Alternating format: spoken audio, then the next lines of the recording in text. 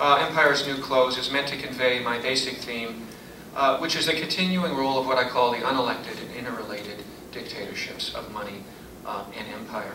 Change is a common, universal, typically betrayed promise. It's a nearly universal metaphor and promise of politicians. I mean, I was watching the History Channel a few weeks ago, and the arch-conservative Winston Churchill ran under the banner of change. They showed a speech of him as this deeply reactionary British politician speaking from some balcony in London, and behind him was "Vote for Change," "Vote for Churchill."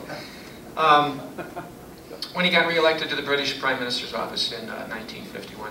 I hear these people saying Obama is like George Bush, White House Press Secretary Robert Gibbs said last summer. Those people, Gibbs said, ought to be drug tested. Well, this book details numerous key parallels and continuities between the George Bush and the Barack Obama administrations. The original title I was playing around with for a while was Rebranding Bush. Then I moved to The Rebranding, and then we moved off rebranding altogether. I used it as a chapter title instead. And we were considering a photo. I don't know if any of you have seen this on Facebook. There was this haunting photo that eerily merges the faces of George W. Bush and Barack Obama.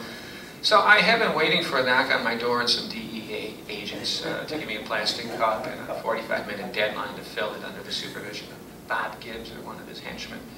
At the same time, though, last summer when this all came out, I proposed a different drug test, which we'll call the Obama-Lade test. And it was for all those people who could work up anger and activism against criminal wiretappings and immoral and illegal wars and plutocratic financial bailouts and other vile policies like that when the president is a white Republican moron from West Texas, but seems strangely silent and quiescent in the fame of the exact same policies when the president is an outwardly attractive, eloquent, charismatic black Democrat from Chicago. I always dispute that, though, being someone who's actually from Chicago. I just got so tired of the south side of Chicago.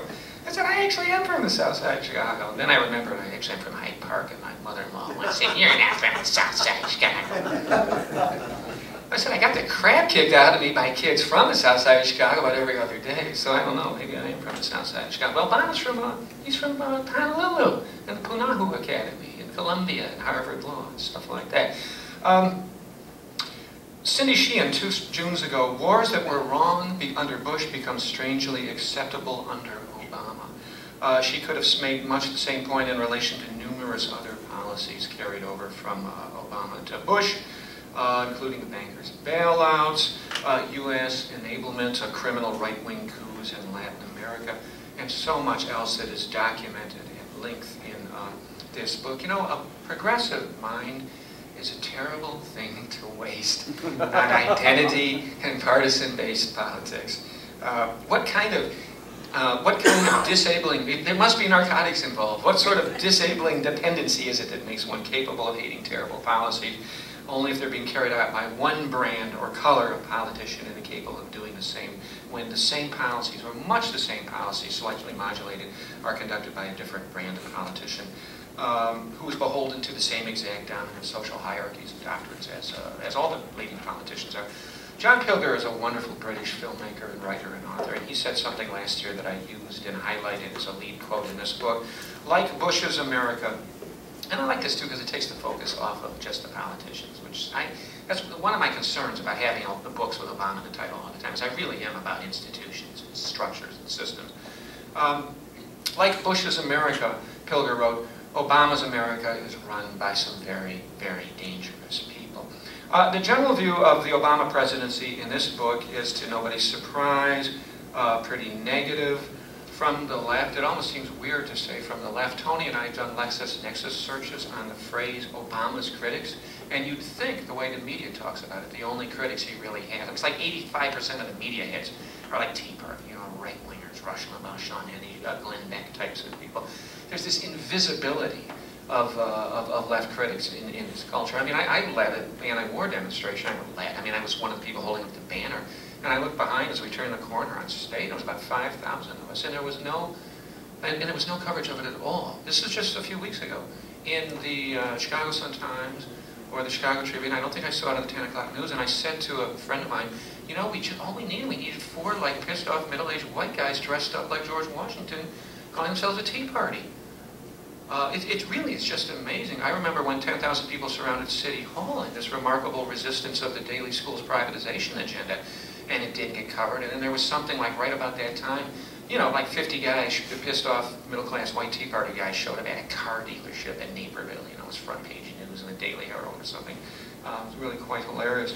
Obama presidency, pretty much everything I predicted in my '08 book, Barack Obama and the Future of American Politics. Corporate and imperial to the core, centrist in the American context, right-wing by global context. Last November, Katrina vanden Heuvel, the editor of the not-so-left liberal weekly magazine, The Nation, actually wrote the following.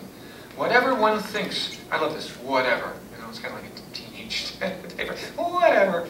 Whatever one thinks of Obama's policy on any specific issue, I got to stay there for a second. You know, whatever you think of, I'm not saying Obama did it, nuking Hiroshima, whatever you think, just fill in the blank, whatever you think, right?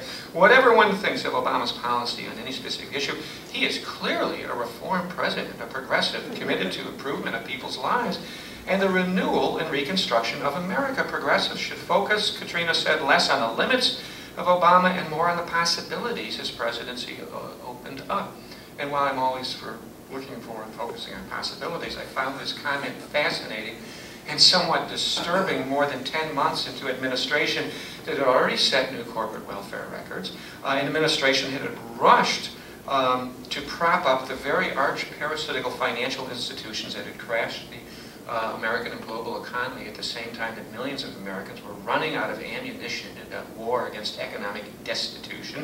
The administration had approved an auto-restructuring plan that raided union pension funds and rewarded capital flight overseas. An administration that had approved an a new White House that had already made clear its determination to pass a health bill, reform bill so-called, that only insurance and drug companies could truly love, that had already revealed its determination to undermine serious global carbon emission reduction efforts at Copenhagen, that had already showed it would not pursue major green jobs, public works programs, even as unemployment reached post-war record levels, that had already showed it would not pursue the labor law and global trade reforms that Obama had eloquently promised to working class audiences in '07 and '08. And I could go on and on and on like that. For me and others on the actual left, such as it is, it's been hard to hear.